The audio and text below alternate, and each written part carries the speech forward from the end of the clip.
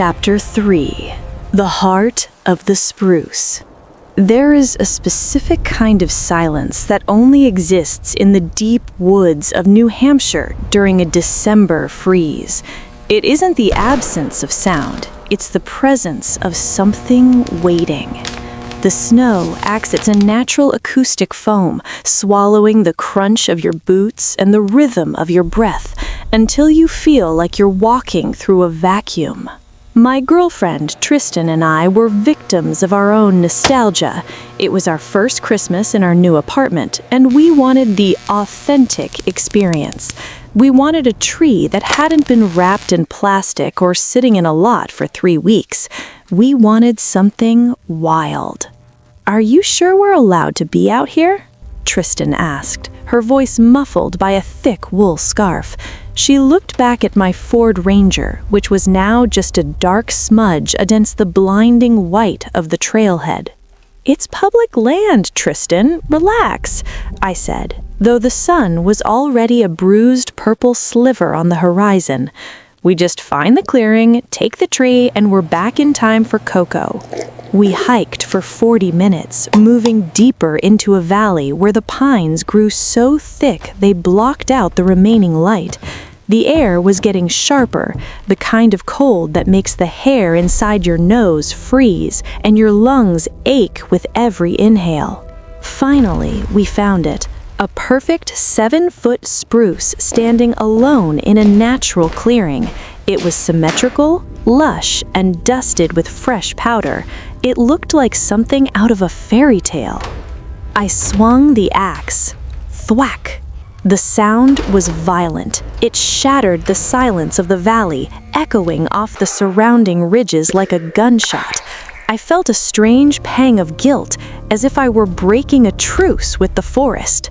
Thwack! Crunch! Halfway through the job, Tristan realized she'd left her insulated gloves in the truck. Her hands were already turning a waxy, translucent red. I didn't want her getting frostbite over a tree, so I handed her the keys. "Go, warm up the engine. I'll finish this and drag it down," I said. She didn't argue. She turned and vanished into the dark wall of trees. I watched her flashlight beam bounce rhythmically until it was swallowed by the shadows. Now I was alone. I finished the cut. With one final heavy groan of wood, the spruce toppled into the snow. I sat down on the stump to catch my breath. My headlamp was low on batteries, the beam flickering with a sickly orange hue. That was when the silence changed. You know that feeling when you're alone in a room and you suddenly know someone is standing behind you? It was that, but magnified by 1,000 acres of wilderness. I stopped breathing. I listened. Crunch. It was the sound of a heavy footstep on frozen crust. It came from the direction Tristan had gone. "Tristan, you back already?" I called out. No answer, only the wind whistling through the needles of the fallen tree. I stood up, my hand tightening around the handle of the axe.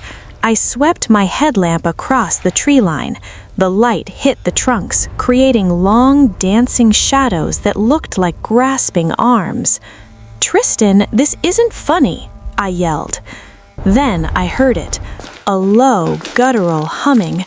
It wasn't a song, it was a vibration, a monotone drone that seemed to be coming from the ground itself. It was the sound of someone who had forgotten to speak. I turned my headlamp toward the humming. 50 feet away, standing behind a skeletal birch tree, was a man. He was wearing a heavy, mud-stained coat with a hood pulled so low his face was a void of shadow. He wasn't dressed for a hike. He was just there. He was holding something in his left hand. As I squinted, I realized it was Tristan's flashlight, the one she'd taken to the truck. My stomach dropped into a cold pit of ice. "Where did you get that? Where's the girl?" The man didn't answer. He slowly raised his right hand. He was holding a rusted, long-handled pruning hook. He began to tap it against the birch. Tink, tink, tink. And then he ran. He didn't run like a normal person. He moved with a terrifying, lurching speed, his body tilting forward at an impossible angle. He was coming straight for the clearing. I didn't think about the tree. I didn't think about the axe. I turned and sprinted in the opposite direction, my boots sinking into the deep drifts. I could hear him behind me, the heavy, wet thud of his boots, and that horrible, mindless humming. "Tristan!" I screamed, the cold air tearing at my throat. I burst through a thicket of thorns and saw the road. The truck was there, its engine idling, the headlights cutting through the swirling snow like twin sabers. The horn began to blare. Honk, honk, honk. It wasn't a signal, it was a cry for help.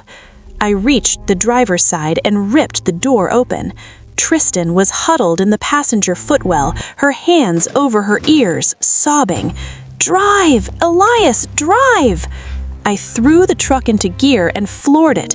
The tire spun for a heart-stopping second, spraying slush and gravel before catching. We fishtailed onto the road, the engine roaring in protest.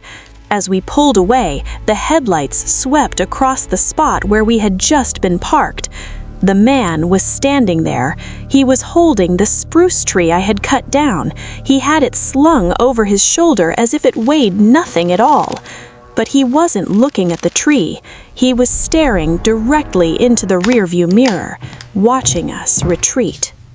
We didn't speak until we reached the bright fluorescent lights of a gas station 20 miles away. Tristan finally looked at me, her eyes red-shot and wide. When I got to the truck, he was already inside. He was sitting in the back seat, Elias, just sitting there in the dark. He didn't try to grab me. He just handed me my gloves and told me to honk when you started running. I looked down at the passenger seat. There, lying on the floorboards, was the pair of gloves Tristan had gone back for. They were soaking wet, and they were stuffed with fresh green pine needles. We never went back for the axe. We never went back for the perfect Christmas. Every year since, we buy a small plastic tree that comes in a cardboard box. Because out there, in the heart of the spruce, there are things that believe Christmas is a time for harvesting, and they don't care about the trees.